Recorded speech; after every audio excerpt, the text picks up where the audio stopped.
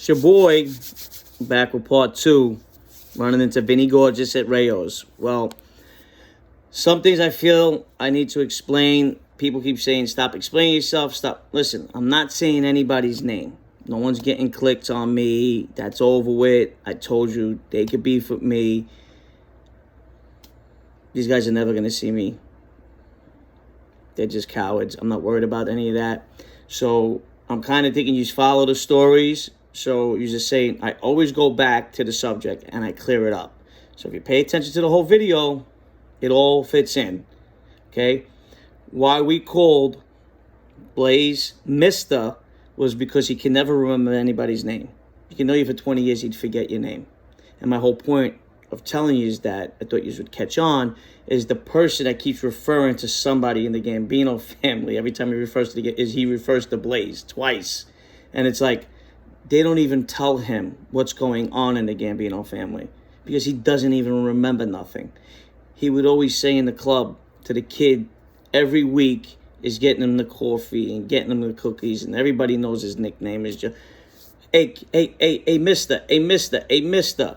And he would do that to everybody. No matter how long you knew him, he couldn't remember your name. So Ronnie one day says, enough with the mister.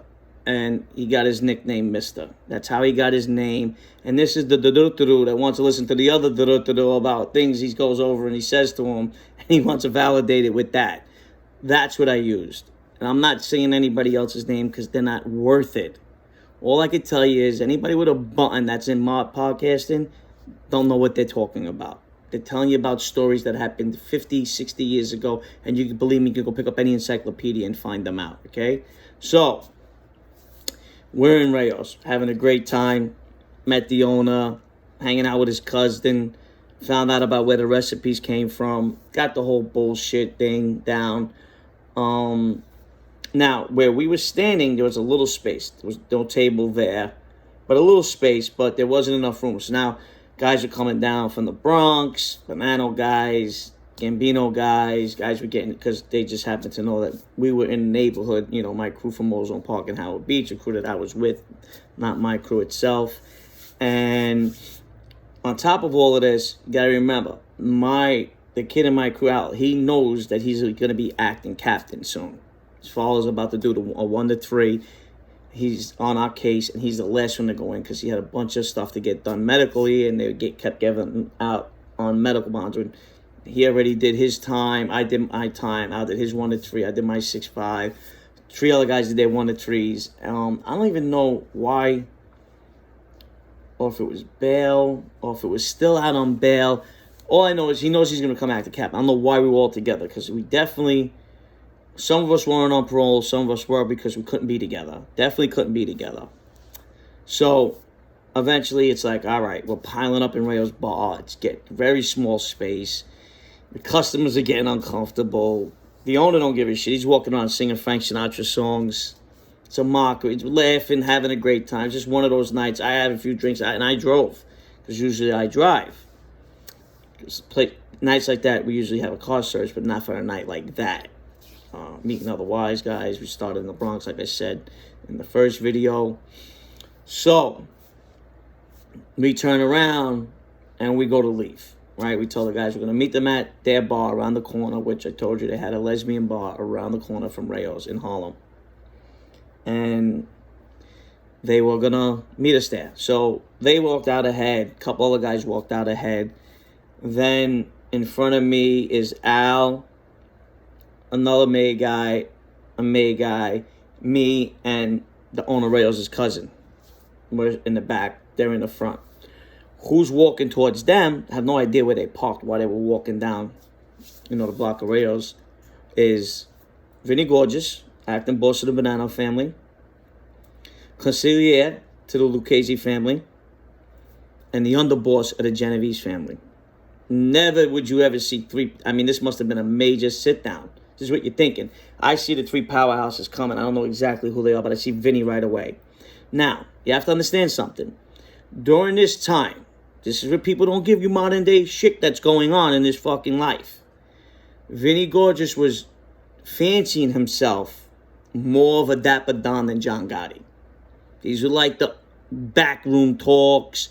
that he's better looking, that he dresses nicer, that he's the Don, and he couldn't shine John Sr.'s shoes. Now, don't get me wrong.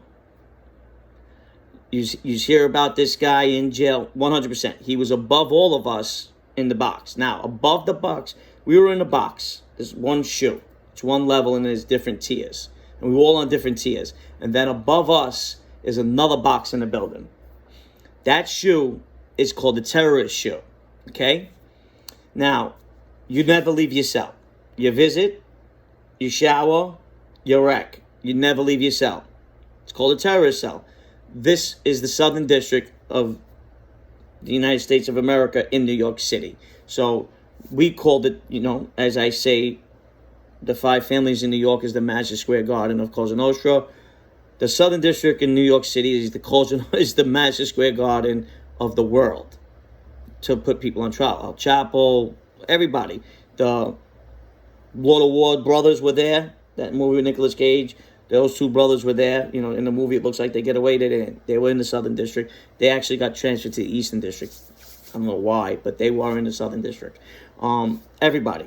And we're going to do a story about that because I ended up with a terrorist in my cell. And we're going to do a story on that coming up. I don't know if it's going to be the next one because I'm going to do the Rikers Island jail story, the next one. But the one after that, it might be the pirate. Yeah, the Somali pirate. So now, in that cell is where they keep terrorists, right? You can't leave it. Now, Vinnie Gorgeous was in population. That's when Joe Messina recorded him, and then they had the list of all the people they wanted to kill. It was prosecutors, judges. It was a bad list. Something like this. I don't care who you are. I don't know how the fuck he got out of it, but he said they were putting some voodoo on them, or they came up with some crazy, whacked out story of this list that he got caught with. That's why he got put in this box. This is like to end all end, this place. But this guy, now, everybody says that he was a stand-up guy, he was a killer. He got 1 murder. He had nothing but now, and this is on record. We already knew it, but it's on video, it's on recordings when they said he's got a lot of these around. He had a lot of hitters around him. He had that kid Ace, he's got he had guys that were hitting guys everywhere in the streets. They're saying he only got convicted of hitting that 1 guy, right? But his big charge was the conspiracy to kill public officials, whatever that list was that he had. And he turned it into that he was going to get some kind of spell put on them to get them to let up on his charges. I don't know how he got away with it, but when Joe Messina recorded him about that murder on the tape, he gets re-locked up, the list gets found, he gets sent to the box, the fucking terrorist box. Fucking insane. Like, I'm thinking about it, this is when you're telling a real story and you're getting off because you know what it feels like. This is where you know what real is. There's no script. There's nobody telling me what to say. I was there. I felt it. And I know how bad it was where I was. And this place was 100 times worse. Right? And after that night, which I'm going to get back to, that we seen the real Vinnie Gorgeous, we were like, this guy's nothing. Right? We all thought that. But everybody in everybody else's eyes, he's a stand-up guy. He was looking at the death penalty. They all are. They all look at the death penalty. He had 1 murder against him. He knew he was never getting it. No one ever gets it, especially if it's an ordered, if you weren't there, if there's no smoking gun. No one ever gets a death penalty. So enough with he was looking at the death penalty. He's the most stand-up guy in the world. Don't get me wrong. Where he was, we were like, this is fucking sick. You got to be out of your fucking mind. And he spent his whole bit up there while he was fighting this. Would they grab him in 06? 11 he got out of there? Whenever he got out of there. Then they sent him to ADX. We're going to get back to that. And he was in 20. And somehow he got out of that. And got into population, and they shipped him to a jail right outside ADX, Colorado. But in Colorado, where he was allowed to walk around and be in general population and not be locked in 23 hours and 15 minutes a day. Because they gave him 45 minutes for rec, shower, phone, whatever it was. And he wound up getting out of that as well. Now, this stand-up guy that you all talk about also wrote a book from jail. What do you think? He didn't give information for that book? Okay. Well, yeah, he took it. Didn't tell, didn't do whatever. But all of these things, writing a book from jail, getting out of that list that he had, a lot of things don't add up in that sense. And he's a guy, there's a boss of a family who has a book out. Just like Joe Bonanno did in 1980, and the Bonanno family got shunned on that whole thing he did in 60 Minutes.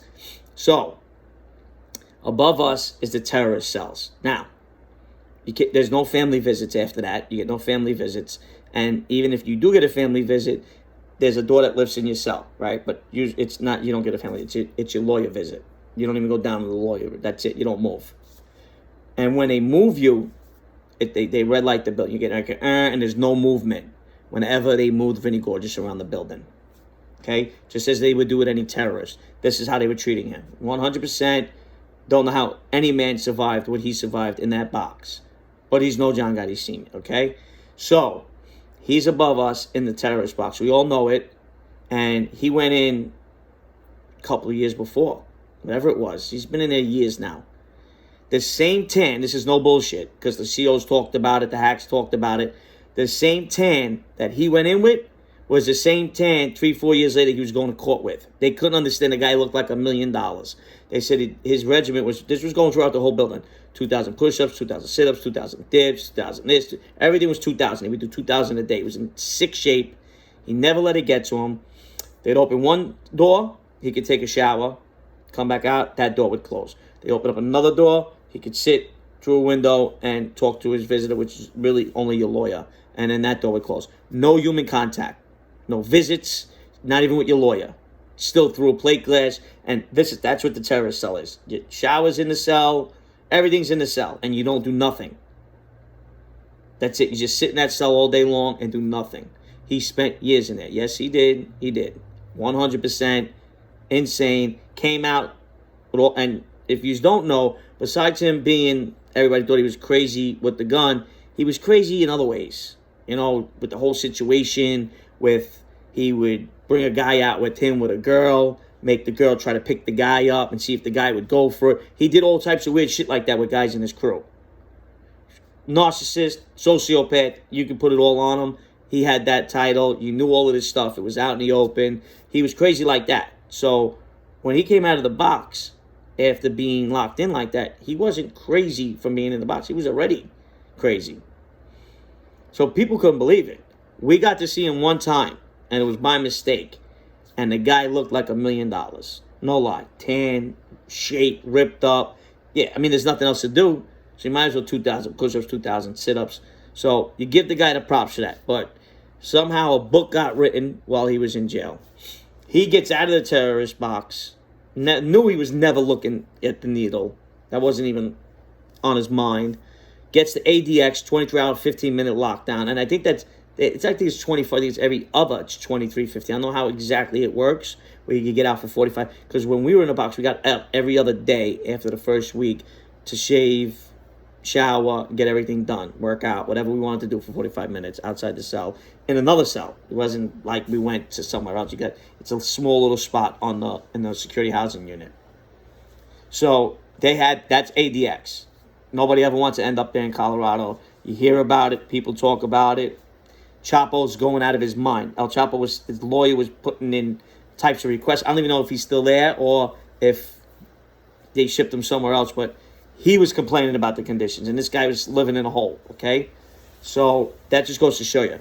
He gets out of that, gets shipped to another jail. He's in population hanging out with everybody now as we speak, okay? So, but now, we got this, we're hearing these rumors, this guy's fancying himself to be bigger than the Dapper Don, better than John Gotti, better looking. He's got the nickname Gorgeous, which that's a no-no. But it came from the store Hello Gorgeous, so no one called him Vinnie Gorgeous. But that was his nickname behind closed doors. But you can't have a nickname like Gorgeous, be the boss of a family. So we didn't like that to begin with, right? And there was like a couple guys in this crew that we liked. Maybe one guy in this crew that we liked because he grew up with one of my friends. The rest of the guys we knew, they took advantage of their power. They were sociopaths. They didn't play. They hit, asked questions later. There's a few guys that they did things to a little bit of money, and these guys weren't guys that you really had to hurt. There's a lot of things they were doing when he became boss. He was straightening guys out when he became boss. There was a lot of things. And on top of it all, in our eyes, John Sr. is John Sr. There's that you can never change that. You know what I mean? So if there's a guy running around thinking, now he's just acting boss, right? Because we don't know the outcome, what Joe Messina is going to do. Rusty was the boss until he died. Like, he never wanted to get rid of that position. And I think Joe maybe been acting boss and then boss, or Rusty died and he just became boss. That was a whole thing with that, with Rusty being in jail when he was in charge of the Bonanno family, okay? So, as soon as he becomes acting boss, he thinks he's the boss of all bosses. Capo to tutti capo, right there. Vinnie Gorgeous, GQ, better looking than the Dapper Don, dresses better, more swagger, stone cold killer, not even on the same level. Don't get me wrong, that whole terrorist box thing, that was impressive. Very impressive. But, like I said, the shit that he used to pull out on the streets with his friends and guys he had around him, very untrustworthy guy like that. He didn't trust nobody and had his girl do some shit, just set guys up. Like, it's, you know, if you get into the story about Vinnie Gorgeous and back in the early 2000s and even before that, you know, he was a heroin dealer. You know what I mean? Guy was making, I mean, forget about the numbers, but he was a heroin dealer. And he made boss. Joe made him acting boss. So, they come walking towards us. Al's in the front. Al knows all of them very well. Al makes sure that he politics with the 5 families, everybody in his own family. He wants to make sure that he's climbing the ladder, he gets everybody's vote, right? So, there was something that, now, Al's not even acting captain yet, but he's going to be acting captain. And there's 2 other main guys. So, Vinny could have turned around to Al and said, you can't talk to me. Right? Go get your father. Go. How about he can't talk to me? Go get your boss. Like, you know, because his father's only a captain, but he'd never, because that's how much respect Ronnie had. Ronnie was a fucking powerhouse, no matter what anybody thinks. Inside Cosa Nostra, they considered him a powerhouse. Because right there, watching those 3 men, what they said to him next showed me how much power Ronnie really did have and people thought of him. He walks up on them, says hello, greets them all. The only things that could come out of your mouth is, how's your father? Please tell your father I said hello. Send our best. Send our love. Tell your father. They couldn't say it enough. A consigliere, an underboss, and an acting boss. Couldn't say it enough. And Al was drunk, feeling himself with Vinny. There was a message that got to Vinny that wasn't even supposed to get back to Ronnie. The message was supposed to get back to the hierarchy in the Gambino family. But the hierarchy, Al used to sit in on as a May guy. Because that's just how they respected him. So he knew the message, which he probably shouldn't have, because everybody talks about the rules. But he knew the message. The message never got answered. And he says to Vinny, we're waiting to get that, you know, that answer from you, and we haven't heard nothing from you. And Vinny says, it's Friday night. We're all having a good time. We're all out for the night. We'll worry about business another time. And walks away. The 2 guys from the Lucchese family in Genovese. Al, send your best to your father. Our love. Good luck to you. Wish him the best. Tell him we miss him. We love. I mean, everything. I mean, that right there can show you how much power and how much respect a man has in Cosa Nostra when you see 2 powerful guys like that. And even Vinny said it himself. So, you know, send my best. Tell him I said hello. Wish him the best. Because whatever with the case or anything. But, I mean, never seen anybody send that much love that was that high up in organized crime. So, Al turns around as they're walking by.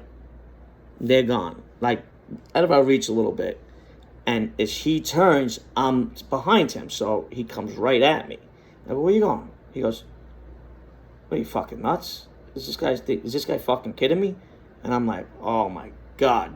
And because I'm already thinking 3 steps ahead as soon as he turned around. Like something in that conversation just he didn't like. Something got to him. He's been drinking. I had a couple. Everybody else had a couple. Nobody else is stopping him. And I'm the only guy going out. Do you know what kind of... Now, I'm like one of the only guys there, probably, that isn't straightened out. So I'm like, I know this shit's going to come down on me. And they know that I don't drink, and I'm driving. Why did I let him do this? I'm already thinking what's going to happen the next day. It's all going to get blamed on Hootie. So I'm what are you doing? What are you, nuts? I says, you got the hierarchy of the underworld in there right now. Like, no, what are you talking about? No, let me go by. Don't put your hands up. Don't put your hand. Let me go by. Let me go out. And I'm like pushing him back. Nothing.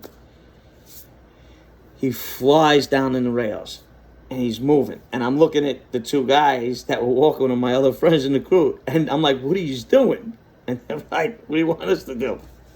I'm like, you fucking guys are going to get us in nothing but fucking trouble down here tonight. So they follow, and I follow in suit. Now, by the time I get to the door, where we were standing, there was a table. Like you always see in the movies, when a waiter comes out with a table and puts it down in front for somebody. I think it was in Goodfellas or something. They actually did that. 100%. We got there. They put a table. Vinny's in the middle. The Lucchese guys on one side and the Genovese guys on the other. Okay? And Al's in front of the table. Oh, my God. So I get down there while Al's in front of this table that just appeared out of nowhere. It wasn't there when we were there. Of course, I mean, you expect it to be there. These guys are who they are. You know what I mean? But it was just funny how there was I just walked in. There's a table there, and there's three guys sitting there, and Al's standing in front of the table with them three. And I get there just in time. Al leans over the table and goes, he's looking around like this. He goes, there's no days off in this life. I went, oh my God. He's schooling the hierarchy of the Bonanno family in front of two hierarchies of two other crime families. There's no days off in this life. There's no tomorrow. We're all out having a good time. He goes, this comes before gangs. This comes before anything. Like he's schooling the acting boss of the Bonanno family.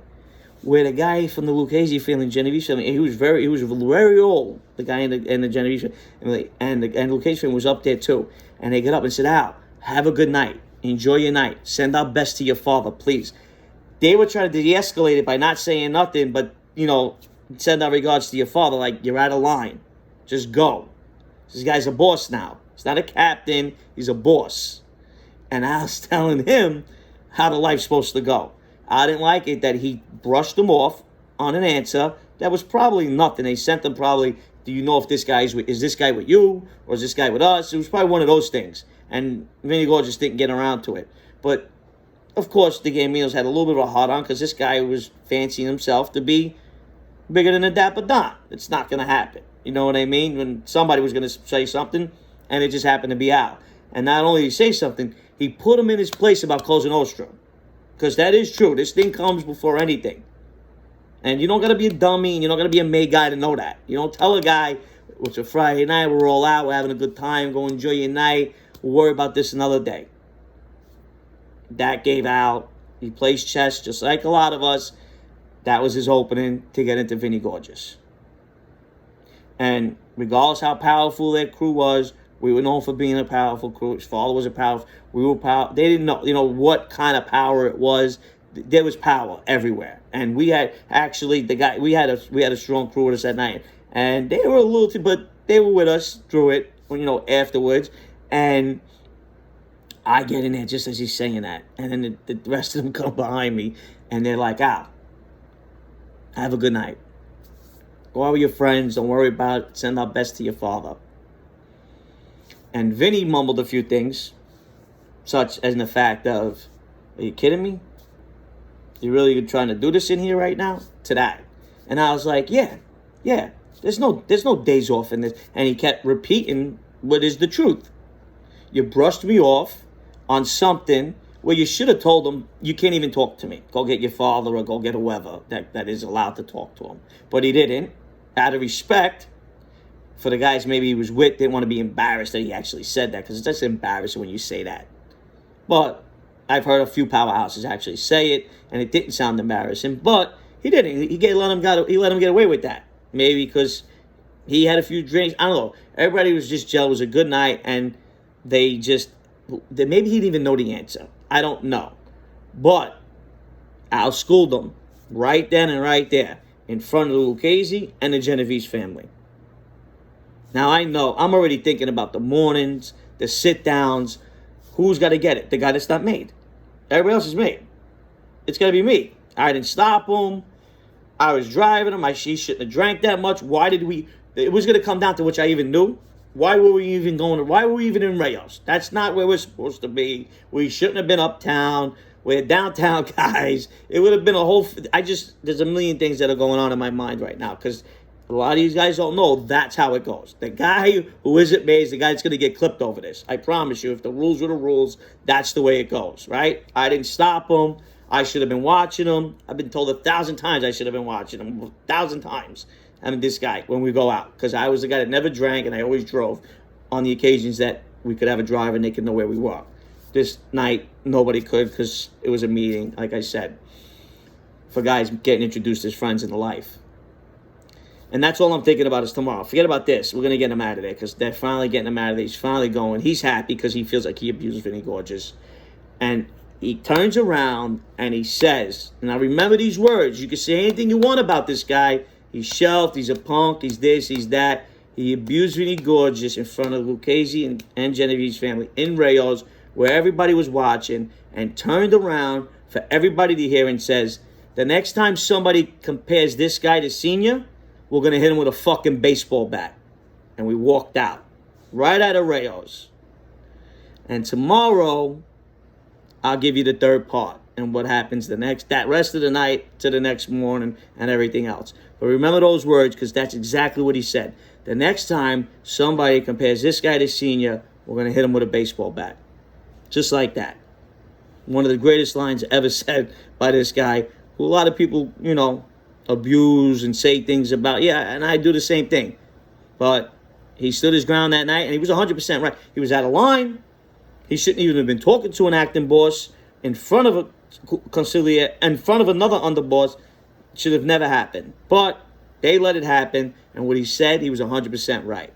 Because if there's one thing, he did know the rules. Maybe he didn't live by them, he knew them. We'll come back with the rest of the story tomorrow. Stay up.